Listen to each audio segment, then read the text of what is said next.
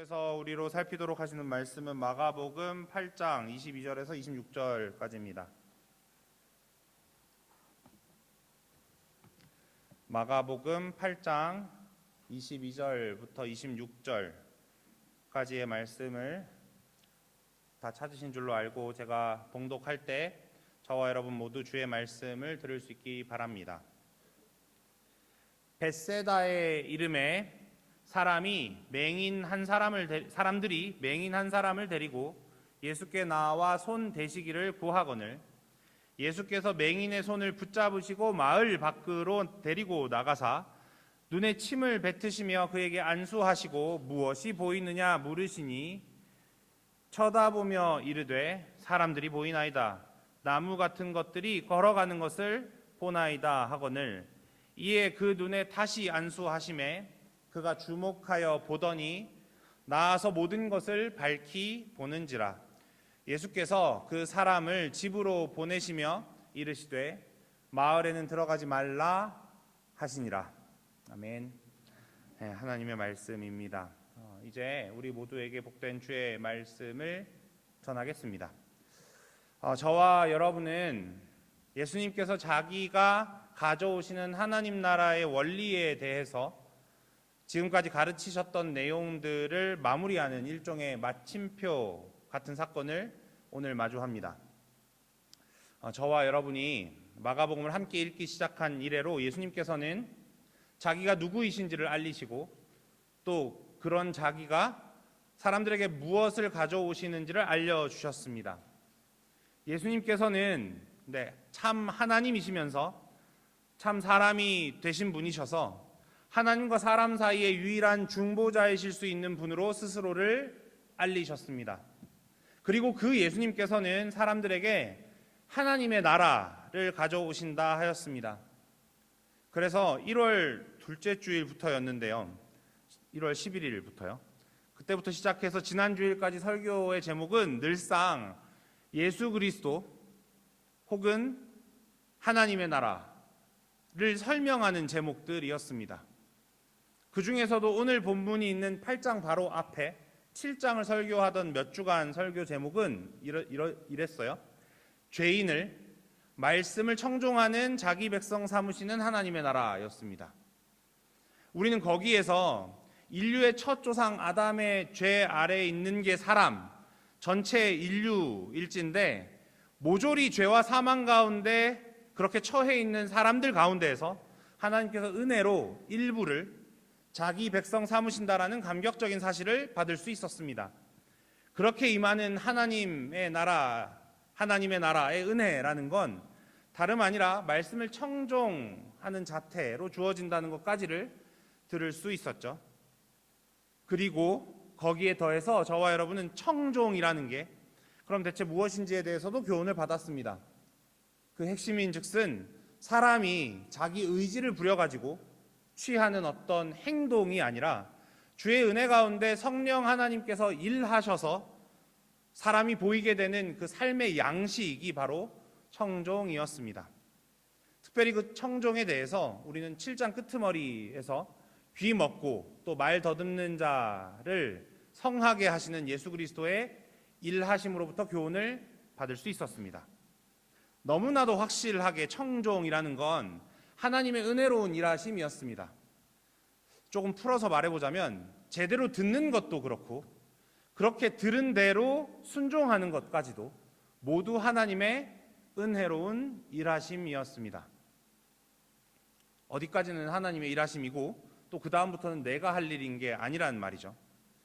그 일을 지나서 지난 주일에 저와 여러분은 크게 세 덩어리로 볼 수 있는 사건과 대화들을 한 호흡에 다뤘습니다. 예수님께서는 그 가운데에서 하나님 나라 백성의 자태라던 말씀을 청종하는 그 모습에 반대되고 더 나아가서 그 자태를 저해하기까지 하는 일에 대해서 제자들에게 경고하셨습니다. 그게 바로 바리새인들의 누룩과 헤롯의 누룩이었어요. 예수님께서는 제자들에게 바리새인들의 누룩과 헤롯의 누룩을 주의하라고 하시면서 너희가 눈이 있어도 보지 못하고 또 귀가 있어도 듣지 못하느냐, 또 기억하지 못하느냐라고 물으시고는 자기가 직접 일으키신 표적들을 제자들이 기억하게 하셨습니다. 오병이어로 5천 명을 먹이시고 또 떡 7개와 물고기 2마리로 4천 명을 먹이신 일, 이 두 가지를 말이죠, 기억하게 하셨어요. 그 일들의 결과로 남긴 것들이 각각 몇 광줄이나 되었던지를 물으셨습니다. 그렇게 예수님께서는 제자들을 스스로 애써 누룩을 주의해야 하는 자리에 홀로 내던져 두지 않으셨습니다. 훨씬 오히려 적극적으로 또 주도적으로 일하셔서 제자들로 하여금 누룩이라 부르신 교훈들이 그들의 마음에 퍼지지 않도록 인도하셨습니다. 네, 바로 기억을 들어서 믿음을 일으키시는 방식으로 말입니다. 그렇습니다. 예수님께서는 자기 자녀들의 마음에 누룩이 퍼지지 않도록 하시는 데에만 머무시지 않고, 그렇게 누룩을 막으시는 데에만 머무시지 않고 훨씬 적극적으로 그들의 닫힌 귀를 여시기도 하고 멀어져 있는 눈까지도 보도록 일을 하십니다. 바라기는 오늘 이를 살핌으로써 하나님 나라의 백성에게 주어진 복을 더욱 잘 확인하게 되어서 저와 여러분이 서 있는 이 자리가 다름 아니라 주께서 저와 여러분을 불러 세우신 자리임을 깨달아 감사가 넘치기를 기대합니다. 오늘 본문의 시작은 지난주에 갈릴리 바다를 사이에 두고 오고 가던 그 여정의 마지막 행선지를 언급합니다. 여러분 22절 함께 읽어보실까요? 벳세다의 이름의 시작. 벳세다의 이름에 사람들이 맹인 한 사람을 데리고 예수께 나와 손 대시기를 구하거늘. 여러분 여기 벳세다라는 이곳은 앞서 오병이어 사건 이후에 예수님께서 제자들을 배를 태워가지고 보내시려고 했던 바로 그곳입니다. 마가복음 6장 45절에 보면 예수께서 즉시 제자들을 재촉하사 자기가 무리를 보내는 동안에 배 타고 앞서 건너편 어디로요? 벳세다로 가게 하시고 라고 되어 있어요. 그러니까 우리가 한동안 내내 보아왔던 지도를 다시 띄워보자면 갈릴리 호수 동편에서 떡 7개와 또 그리고 물고기 2마리로 4천 명을 먹이시는 일, 지금 보시면 들판이 2개 있거든요. 여러분이 보시기에 저쪽 편에 있는 들판이 오병이어 사건을 일으켰던 들판이면 이쪽 편에 들판처럼 표시되어 있는 게 4천 명을 먹이신, 떡 7개와 물고기 2마리로 4천 명을 먹이신 그 장소예요. 그 장소에서부터 배를 타고 오고 가는 일이 지도에 잘 표시되어 있습니다. 초록색과 주황색으로 말이죠. 그리고 오늘의 여정, 갈릴리 호수를 배로 이동하는 마지막 여정입니다. 여러분 여기서 이렇게 갈릴리 호수를 오가고 나서 이 다음부터는 이 지역에서부터 밑으로 남으로 내려가는 여정이 시작돼요. 그러니까 이제 갈릴리에서 일하시던 게 다 마무리되는 일인 거예요. 이 시점인 것이죠. 그러니까 동서를 오가면서 마지막 여정을 오가신 겁니다. 그러니까 마가복음 6장 45절에서는 목적지로 제시되었으나 이르지 못하였던 벳세다였어요. 이르지 못하고 어디로 갔죠? 게네사렛으로 갔었어요. 그래서 거기서 여러 사람들을 고치시는 일이 이어졌었죠. 그때는 가지 못했던 그 벳세다에 오늘은 도착하신 겁니다. 그리고 그곳에서 전반부의 마지막 표적이 있습니다. 그런데 여러분, 제가 지금 뭐라고 말씀드렸죠? 전반부의 마지막 표적이라고 말씀드렸어요. 그런데 이 표적은 단순히 전반부의 마지막 표적이기만 한 건 아닙니다. 뒤 이어지는 부분을 시작하며 열어주는 역할도 하거든요. 그래서 오늘 이 본문은 단순히 전반부의 마침표라고 제가 시작하면서 말씀드린 것처럼 말하기보다는 사실은 이렇게 말하는 게 더 적절합니다. 지금까지 갈릴리 지방에서의 사역을 닫는 문이면서 동시에 뒤 이어지는 8장 27절부터 10장에 이르는 내용을 여는 문이라고 말입니다. 그리고 신비롭게도 이어지는 내용 단락의 끝인 10장의 끄트머리에서 우리는 또 다른 맹인을 고치시는 예수님을 만날 수가 있습니다. 그러니까 오늘 여기서 여러분이 맹인 고치시는 거 만나잖아요. 벳세다 맹인이요. 이러고 나서 8장 27절부터 10장이 쭉 이어지고 10장 끄트머리에 가면 갑자기 또 바디메오라고 불리는 소경이 등장합니다. 그리고 그 소경의 눈을 띄우시는 일이 있거든요. 그러니까 앞뒤에 괄호 역할, 마치 액자처럼 역할하는 맹인의 눈을 띄우시는 일이 있는 거예요. 그 지점, 그러니까 그런 역할들을 하는 거죠. 그렇게 괄호 역할을 해서 그 사이에 담겨 있는 내용을 제대로 눈 뜨고 볼 필요가 있다. 바르게 깨닫는 일이 필요하다는 걸 알려주는 겁니다. 그리고 바로 그렇게 눈을 떠서 바르게 깨닫는 일을 저와 여러분의 주님 되시는 예수 그리스도께서는 자기 자녀들 보고 알아서 하라고 던져놓지 않으신다는 게 오늘 본문에서 저와 여러분이 확인할 수 있는 부분입니다. 눈을 띄우시는 게 예수 그리스도이신 거죠. 이 와중에 오늘 본문의 자초지종은 일전에 7장 마지막에서 귀 먹고 말 더듬는 사람이 예수님 앞에 나아오던 모습과 아주 많은 부분에서 비슷합니다. 가장 먼저 앞선 장애인이 다른 사람에게 이끌려서 예수님 앞으로 나아왔던 것처럼 오늘 이 사람도 다른 사람들의 도움으로 예수님 앞에 나아옵니다. 그리고 그때처럼 여기도 그 옆에 있던 사람들, 그를 데리고 나아오던 사람들은 예수님더러 그에게 안수하여 주시기를, 손을 대어 주시기를 구합니다. 그러자 예수님께서는 오늘 본문에서도, 지난번에 그 본문에서도 그랬지만 오늘 본문에서도 맹인의 손을 붙잡아 데리시고 마을 밖으로 나가십니다. 7장의 마지막 표적 때에도 동일하게 귀 먹고 말 더듬는 자를 무리로부터 따로 데리고 가셨죠. 그때도 말씀드렸습니다만 예수님께서 이 장에 있는 자를 무리에게서 따로 데리시고 가신 건 자기의 능력을 구경거리로 만들지 않으시려는 뜻과 함께 이 장애를 가진 자 한 사람을 인격적으로 대하시고 그가 이해할 수 있는 방식으로 마주하시려는 세심한 배려를 보여주는 모습이라 하였습니다. 그런데 오늘 본문에서는 제가 여러분들과 함께 조금 더 나아간 의미를 함께 생각해 보려고 해요. 그도 그럴게요, 여러분. 오늘 본문에는 예수님께서 맹인을 무리로부터 따로 데리고 가시되 어디로 데리고 가셨는지까지를 명시해 두었습니다. 어디라고 해두었나요? 마을 밖으로요. 마을 밖으로 데리고 가십니다. 교우 여러분, 이 말은 굉장히 의미심장합니다.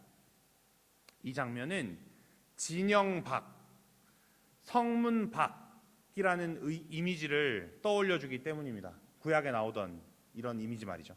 지금 예수님께서는 오랜 율법의 전통에 따르자면 하나님께서 자기 백성 중에 거하시는 그 영역을 벗어난 장소로 맹인을 데리고 가시는 겁니다. 예로부터 부정한 사람들이 공동체로부터 격리될 때면 진영 밖, 마을 밖으로 쫓겨났습니다. 그렇게 하나님과 함께 거할 수 없던 부정한 자들은 진 밖으로 쫓겨나서 하나님과 그 백성 이스라엘 사이의 교제에서 배제되었습니다. 이런 의미가 담겨 있는 마을 밖으로 예수님께서 이 맹인과 함께 가시는 겁니다. 구약 시절 거룩한 주의 백성들은 늘 부정해지기 십상이었습니다. 그래서 어떻게 했나요? 늘 노심초사했어요. 자기에게 주어진 그 깨끗함이 혹시나 더럽혀질까 봐 얼마나 노심초사했는지 모릅니다. 그런데 예수 그리스도께서는 오셔가지고는 내내 속된 자들, 거룩하지 않은 자들은 거룩하게 따로 구별하시고 또 부정한 자들은 정결해지도록 하셨습니다. 우리 이 구주께서, 이 구주 예수 그리스도 앞에서 드디어 부정함이 번지지 않고 정결함이 번지기 시작하는 겁니다. 구약에는 부정함이 번질까 봐 노심초사했다고요. 그런데 지금 여기 예수님이 오신 다음부터는 부정함이 번지는 게 아니라 정결함이 번져나가는 걸 우리가 마주하게 되는 겁니다.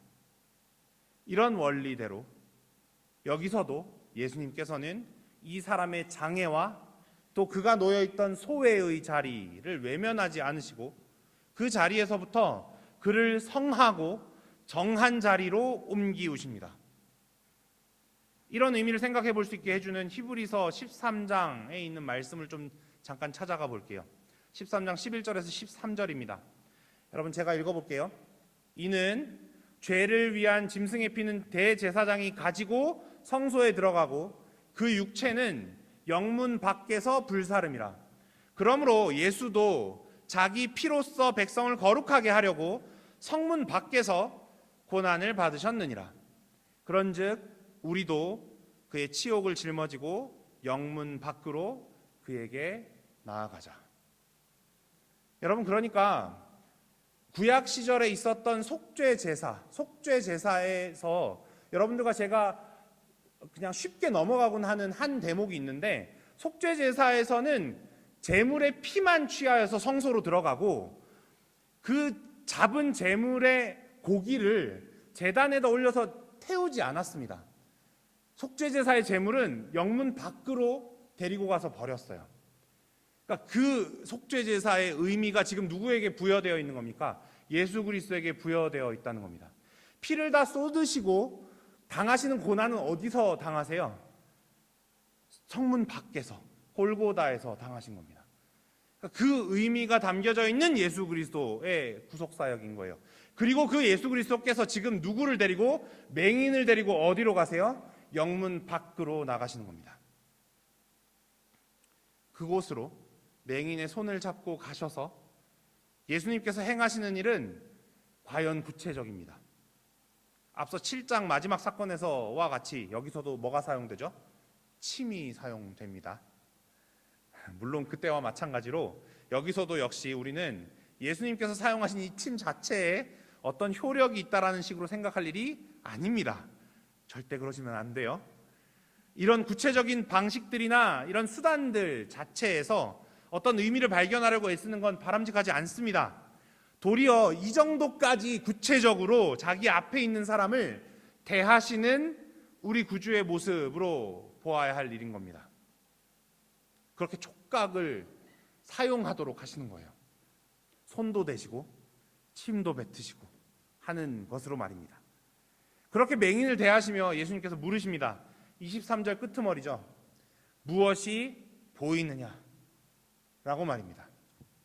바로 여기서부터 이 표적에서만 보이는 다른 여러 표적들과 비교해 볼 때 독특한 면모가 나옵니다.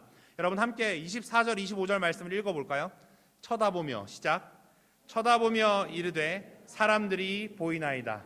나무 같은 것들이 걸어가는 것을 보나이다 하거늘 이에 그 눈이 다소 안수하심에 그가 주목하여 보더니 나아서 모든 것을 밝히 보는지라. 여기서 누군가를 치료하시려는 예수님의 시도가 곧바로 성공하지는 않았던 것처럼 보이는 단 한 장면을 저와 여러분은 마주합니다. 마치 예수님이 한 방에 못하신 것 같잖아요. 그런데 역설적이게도 바로 그런 면이 마가가 이 사건을 반드시 여기에 기록해 두려고 한 까닭입니다.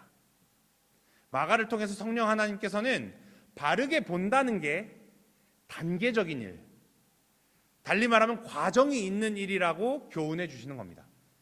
시작이 분명히 있는데 그 시작으로 한 방에가 아니라 과정이 있다라고 일러주시는 거예요. 그리고 이렇게 바르게 보는 일을 자기 자녀들에게 경험케 하시려고 성실하게 부단하게 일하시는 예수 그리스도를 우리는 앞으로 10장까지의 내용 안에서 만날 겁니다.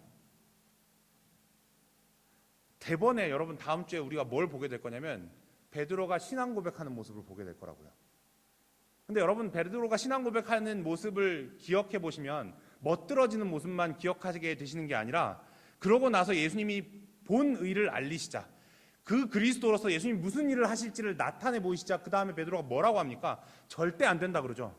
그리고 거기서 예수님한테 무슨 소리를 듣습니까? 사탄아 물러가라 라는 소리를 듣습니다. 그리고 그 다음부터 마가복음에 따르면 8장부터 10장까지 예수님은 자기가 그리스도로서 하실 일을 3번이나 반복하여 알리십니다. 그러니까 그렇게 과정이 있는 일이라고 우리에게 알려주시는 거예요. 그런 일이라는 걸 우리에게 이 표적 하나로 일러주시는 거죠. 그리고 이런 예수 그리스도의 일하심이 있기에 비록 우리 스스로 수시로 더디 믿는다고 여겨질지언정 낙담하거나 포기하지 않을 수 있는 겁니다. 물론 혹자들은 여기서 처음 일어나는 이 부분적인 회복을 두고 아주 미약한 시력의 회복이라고 봅니다. 과연 쉽고 간단하게는 그렇게 볼 수 있을 겁니다. 왜냐하면 여러분 말씀에서 읽은 것처럼 뭐라고 하죠? 나무 같은 것들이 걸어 다니는 것을 보나이다. 이러니까 저 사람이 뜬 눈이 희미했었나 보다 라고 이제 여러분들과 제가 생각한단 말이에요. 그러니까 아주 덜 고치셨나 보다 이렇게 읽을 수 있는 거죠. 하지만 우리가 본문을 유심하게 살필 때 맹인이 첫 번째 회복에서 처음 내뱉은 한마디에서 알 수 있듯이 그는 이미 사람들을 알아봅니다. 그러니까 나무 같은 것들이 걸어다닙니다라고 알아보기 전에 그 나무같이 보이는 것들이 뭐라고 알아봐요? 사람들이라고 알아본다고요. 그러니까 사람을 제대로 못 알아보고 나무가 걸어다닌다고 흐릿하게만 보았던 것이다. 그 정도 수준이었다. 첫 번째 회복이. 이렇게 볼 일은 아닌 겁니다. 오히려 사람을 알아볼 수 있으되 명확하게 알아볼 수 있는 수준은 아니었기도 하고, 또한 사람에게 있는 됨됨이라든지 아니면 다른 피조물과는 구별되는 하나님의 형상됨, 또 그리고 그 독특한 생명력 같은 내적이고 무형적인 것들을 감지하는 능력이 현저하게 부족한 상황을 가리킨다라고 보는 게 적당하겠습니다. 바로 그러한 상황 중에 예수님께서 다시 그를 안수하시자 그는 나아서 모든 것을 밝히 보게 된 겁니다. 그러니까 지금 여기서 맹인의 시력 회복에 있어서 볼 수 있는 단계와 또 과정을 두고서 실제 대상을 볼 수 있는 시력 자체가 점진적으로 회복된 것이다 라고 그렇게만 볼 문제인가 하는 질문 앞에 다만 그렇게 볼 문제만은 아니라고 지금 말씀드리는 겁니다. 이건 마치 아담이 선악을 알게 하는 나무 실과를 먹기 전에 이미 먼저 그 실과를 먹은 하와를 생각해 볼 수 있는 대목이에요. 여러분, 하와는 뱀에게 유혹을 받고 나자 가장 먼저 나무나 열매를 눈에 담아서 인지하는 시력은 그대로입니다만 선악을 알게 하는 나무의 실과를 보고 이렇게 여겼답니다. 창세기 3장 6절의 말씀이에요. 여자가 그 나무를 본즉 먹음직도 하고 보암직도 하고 지혜롭게 할 만큼 탐스럽기도 한 나무인지라. 바로 여기에서 하와에게 벌어진 일을 생각해 보십시오. 실제로 대상을 눈에 담아서 인지하는 그녀의 시력 자체에는 변화가 없습니다. 오히려 그 시력으로 얻을 수 있는 정보가 아니라 소위 직관적이라고 하거나 내면적 혹은 영적이며 또한 신학적이라고까지 할 수 있는 그 열매에 연결되어 있는 내용들, 그녀에게 원래 있던 그 내용들에 완전히 문제가 생겨버린 하와를 저와 여러분은 만날 수가 있는 겁니다. 그리고 우리는 바로 이 첫 아담의 범죄에서 아담과 하와에게 일어난 맹인되는 일로부터 사람을 건져내시는 우리 구주 예수 그리스도를 오늘 본문에서 만날 수가 있는 겁니다. 앞서 귀먹고 말 더듬는 자를 고치신 표적을 두고서 예수님이 이러한 치유 사역이 정확하게 이사야 35장 5절에서 6절에 기록된 내용의 성취라고 하였습니다. 여러분 다시 한번 그 두 구절을 읽어보도록 할게요. 그때 한번 읽어보죠. 시작. 그때에 맹인의 눈이 밝을 것이며 못 듣는 사람의 귀가 열릴 것이며 그때에 저는 자는 사슴같이 뛸 것이며 말 못하는 자의 혀는 노래하리니 이는 광야에서 물이 솟겠고 사막에서 시내가 흐를 것임이라. 계속 띄어놔 주세요. 여기서 총 4부류의 장애가 성하여질 것이 나와 있는데 여러분 그중에 제가 지금 번호로 매겨놓은 2번과 4번은 앞서 7장 마지막 표적에서 성취가 되었습니다. 못 듣는 사람의 귀가 열리고 그 사람의 말 못하던 말 더듬던 혀가 노래하게 되는 걸 우리가 만났잖아요. 그리고 오늘 본문에서 1번이 이루어지는 걸 우리가 보는 겁니다. 맹인의 눈이 밝을 것이며요. 그리고 여러분 그럼 3번은요. 저는 자는 사슴같이 뛸 것이며. 이제 혹자는 이걸 마가복음 2장에 나오는 중풍병자가 왜 침상에 이제 뉘어가지고 예수님께 왔다가 일어나서 그 침상을 들고 돌아가던 일에 이 일의 성취가 있다라고 봐요. 물론 그것도 의미심장해요. 그런데 저는 이 3번을 저와 여러분들이 어디서 마주하게 될 거냐면 아까 설명드린 바디메오에서 볼 거예요.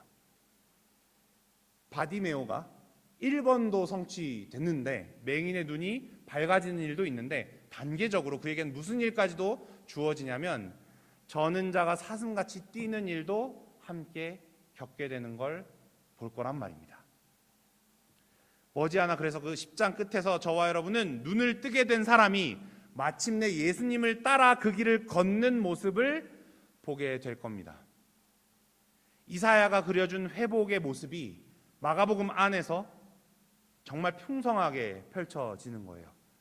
과연 하나님께서 보내신 자, 오신 자, 메시아가 오셔서 가져오시는 하나님 나라의 모습이 참으로 선명하게 드러나는 겁니다.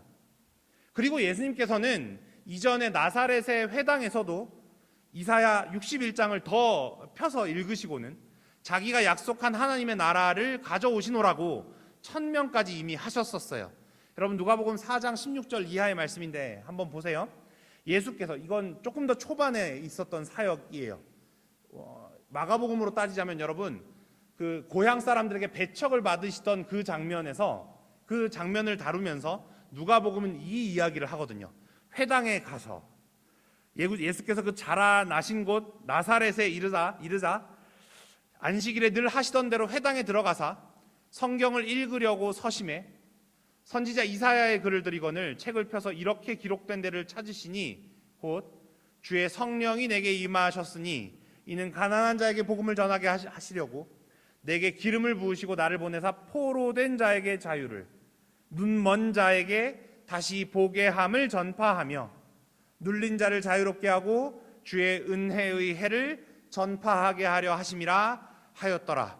책을 덮어 그 맡은 자에게 주시고 앉으시니 회당에 있는 자들이 다 주목하여 보더라. 이에 예수께서 그들에게 말씀하시되 이 글이 오늘 너희 귀에 응하였느니라 하시니.